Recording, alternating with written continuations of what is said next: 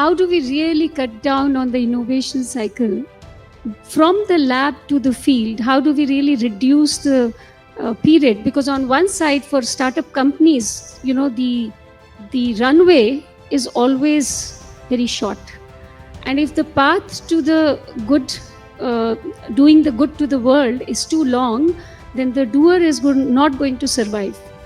And on the other side, our science books need to be reviewed, and we still are, we still have the path to cover. So what do you say? How do you really see this solving for? I studied science. I have friends in the system, but I also worked across the country. I see what happens.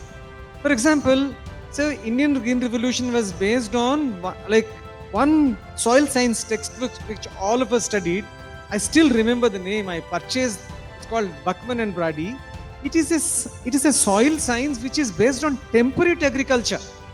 India is tropical agriculture.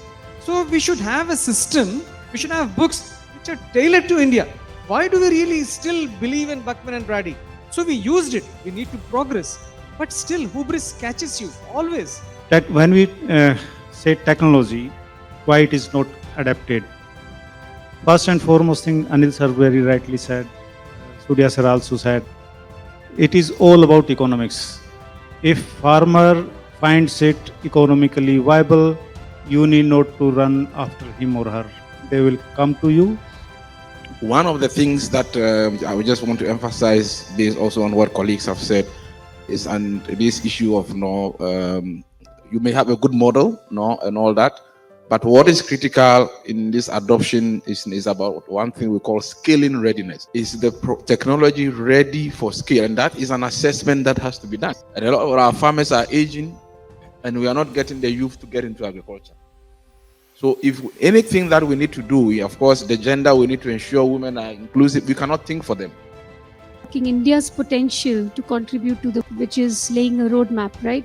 So coming to my personal experience of 2 years, visiting villages and meeting farmers, most of the companies just go to them and claim some benefits, and there are enough options for them in the, to really choose from, and sometimes they get confused, and so they don't do anything. That is one. Second, I have seen that there is, as you said rightly, there is always an influencer, a local influencer, who's more believed than anybody else. And third thing that I heard from you, which is also I can share with you, that personal experience, that farmers are scientists.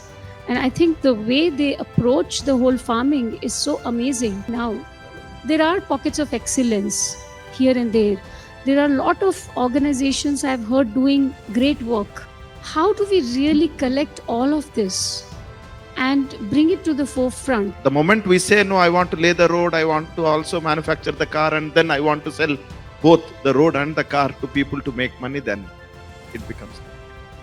This is where I see the promise that the FPO as a segment is offering us as a country.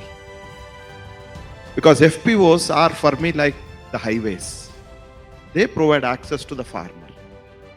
Can we then look at all the interventions that we have as vehicles that can be applied on the highway, so that the FPOs will become the window to the world for the smallholder farmers, whether it is for input, whether it is for market linkages, whether it is for information, whether it is for access. And then they get to benefit from all the interventions coming in.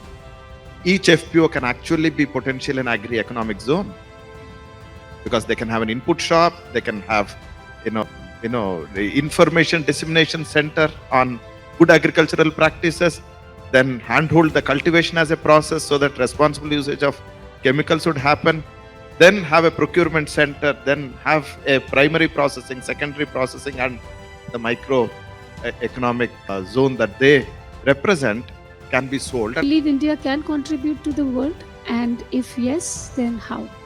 We are going to be the provider of food security for the world, and I have no doubt about it. We have to make it happen.